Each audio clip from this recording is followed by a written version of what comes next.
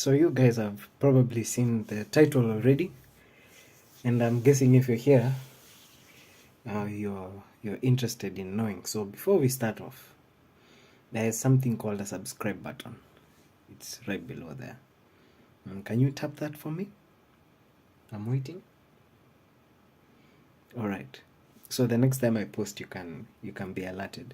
Now I regularly post short videos, so I'm thinking I'll dub this the Sunday dosage or something of that sort. Now, this given dream I'm about to talk about is a dream I had on July 8th, July 2022. And the date in the dream is 21st of December 2021. So I'm dreaming about something that happened in the past. That's the setting of the dream. Very weird. I had gone to see my sister. This is before the dream. She was living on a different side of town, and she was staying in a bed sitter. So I'm setting now the background. And in this bed sitter, whenever I'd go to see her, she'd sleep on one side of the bed facing one direction. I'd sleep on the other side of the bed facing the other direction. So it's a good evening. We have a good time. I've seen her. We've caught up. Then after catching up, we sleep. So for me, during this time, I'm going through a number of things in my life. It's a low period. It's not necessarily a good time. I feel like my salvation has not been doing well. I've had a falling out here and there. So I'm technically asking God to take me back to my first love. Redeem me, show me your word. Spirit of God, talk to me. If you can't talk to me, scare me, man. Show me a dream of the end times, of what the end times look like, or something of that nature. As in, I just have a spiritual thirst. Man, that's driving a lot of my prayers. It's driving a lot of the questions I have. Sometimes you're walking during the day, you just have a nudging, feel in your heart. There's a hole. And so I can say in that 2021, 2022, there was a big hole in my heart, and I had a huge thirst. So I'd been praying to see a dream of the end times, and God answered me at the most unsuspecting of times ever, right? So maybe for some of you this is tea. This was not tea for me. Jesus, this was not tea for me. This is something I'll never forget. So we are asleep in that small house, and I have a dream. In the dream, I've also gone to visit her, and me and my sister sing. This is a good musician. Good. She's a good musician. She sings really, really well. So we are writing lyrics and we're just enjoying. So we are vibing in this dream. We're talking a lot. And then in the midst of talking and writing lyrics, at the time, my sister is single. So I noticed on the pieces of paper we are writing on, at the back of her pieces of paper, there's a guy's, it's not mine, it's not hers, there's a guy's handwriting. And of course we are born again, so I noticed that the lyrics are also secular. So I'm like, what's going on here? And I'm a bit caught off guard. So I look at her and I ask her with a lot of boldness. I was out of line, but I still did. It's my dream. Are you seeing a man of the world? Are you dating some guy who's not born again? And then she looks at me and she's silent. And I know when my sister is silent, the question you asked is likely true. So I remember I felt so bad. And then I gave her a mini lecture and I left the room. I also, as I was giving the lecture, I happened to also be pressed, doing two things at the same time. So I leave the room, and because it's a single room, in the dream, she was demoted from a bed sitter to a single room. So I leave the room. For those of you who don't know, a bed sitter is a self-contained room. Okay, you have a toilet, you have a bathroom, and you have a mini kitchen and the living area or the bedroom area. It serves as both. A single room doesn't have the kitchen, doesn't have the toilet. It's just a room. So that means you share a communal toilet with other people. So I go outside to help myself. And outside there is where now the setting of the main dream happens. Inside the toilet is where the setting of the main dream happens. So I enter the toilet and I start helping myself. Okay, so I'm a little annoyed. My sister's out there. The door is open behind me, and I'm helping myself. It was a low bowl, it wasn't those toilets that you sit on. So I see myself helping myself, and when I'm done, I know it's a low bowl because I reach for my pocket to remove small things that were inside and throw them before I flush. But I happened to take both of our phones. Apparently, I had them in my pocket. I happened to take both of my phones and throw them in the toilet. So when I notice I've taken the phones, I bend down, pick them, and put them on the sink. There's a sink right beside me to wash them. And the minute I put them on the sink and turn back, I'm still urinating. I don't know if I should say that term. If it seems uncouth, I'm sorry. So I'm still urinating. I thought I was finished, but I'm not. Okay? I can hear outside there are children playing. Now, where I live, there are children, a lot of children who usually play, but there are particular Muslim children I know who play around. So in my dream, it registers it's those Muslim children that are playing outside. And now this scene is changing. So it's a dream. I'm just going with the flow. I'm just, I know that this was probably over, but it's going on. I'm like, okay, so where is this going? And now the scene has changed. The scene has changed into a flight of like 15 steps of staircase. It's no longer just a toilet room, Now it's become like a hall. It's wide. It's a wide rectangle, a wide room. Not really a room, but just a box room. I think you get what I mean. A small room that's just straight, and then straight goes down, and at the bottom of the 15 staircases, there's like a manhole, a round manhole.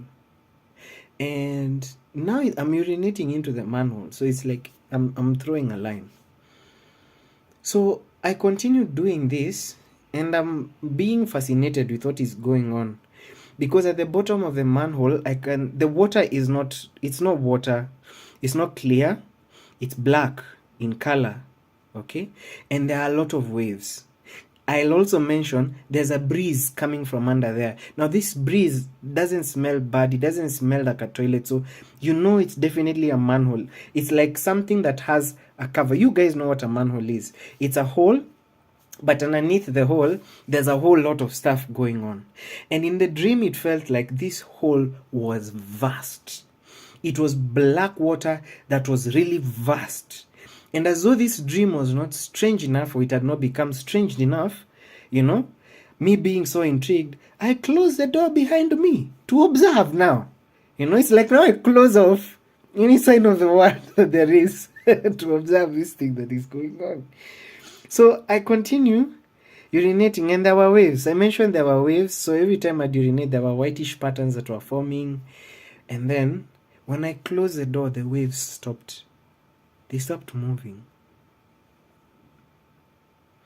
So I'm done. And because I'm done, I turn to leave, forgetting the phones in the sink. And as I'm about to open the door, I feel an urge, something tingled down here. I feel an urge to look back. I mentioned there were 15 steps of staircase. Immediately I turned to look back.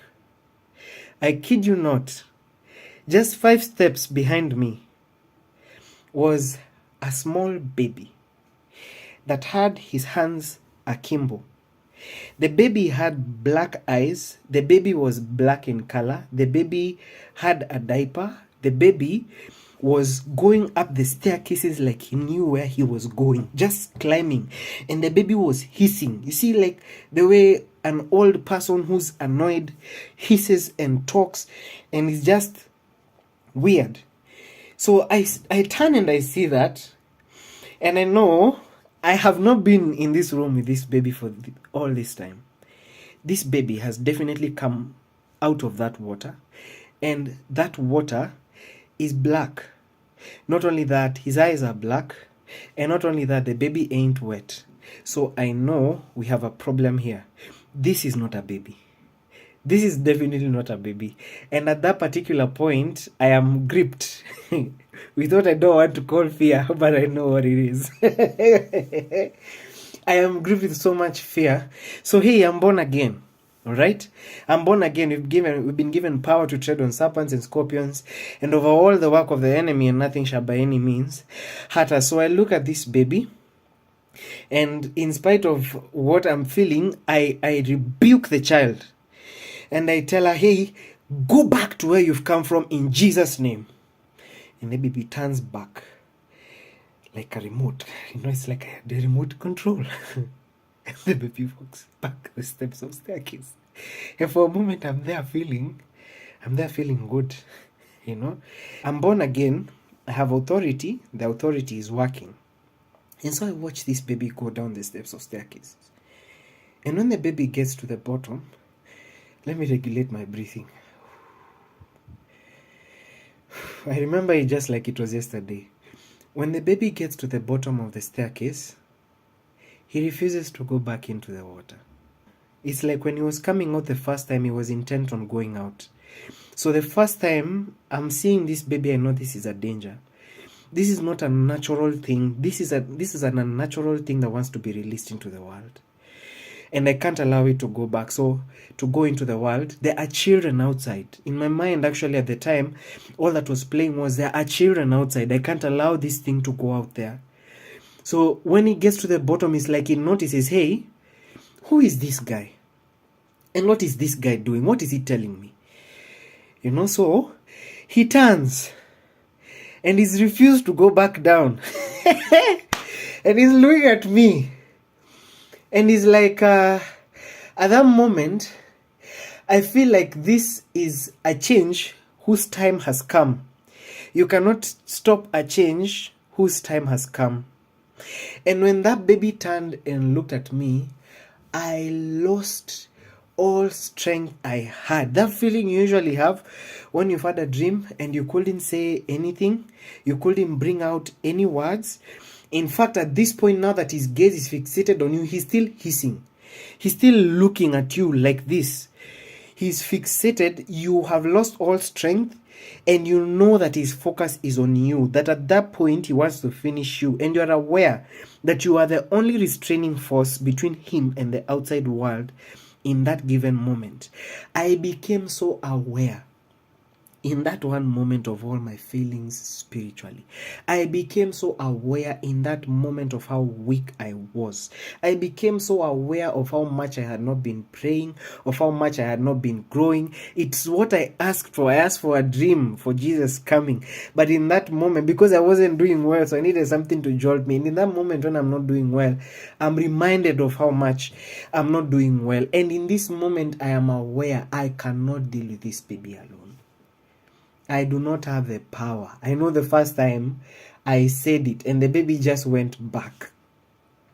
But this time, he doesn't want to go back. It's like he's saying, his time is now. And in that one moment, I felt it physically and I felt it spiritually. I was not leaving that room. I was not leaving that room alive. And I'm aware that my sister is outside. But at this point, I'm also physically aware that my sister is right beside me, sleeping. I remember, so that I have not done it, I called out to her with every strength I had remaining. Now, I'm not calling out to her in the dream. Have you ever called out to someone from a dream in real life? You're calling out for someone to help you from a dream because you can't help yourself anymore. You're aware that this person wants to finish you because they want to get out there and do what they've got to do in the world, whatever that means. I called out to my sister 4 times out of a dream. And she woke up from her dream, whatever she was dreaming of. And I remember as I was calling out to her, she was shaking me. She was shaking me awake and also calling up to me. And she's doing that while she's also sleepy. When she woke me up, I was out of breath.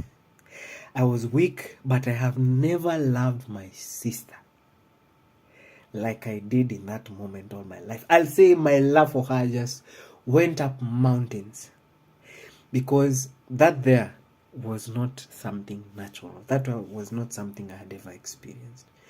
Now, what was interesting to me was this.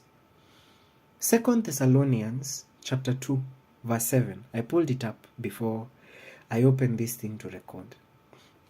It says, "For the mystery of iniquity doth already work. Only he who now letteth will let." When Bible says only he who now letteth, it's to let is to restrain. It says only he who now restrains will restrain until he be taken out of the way.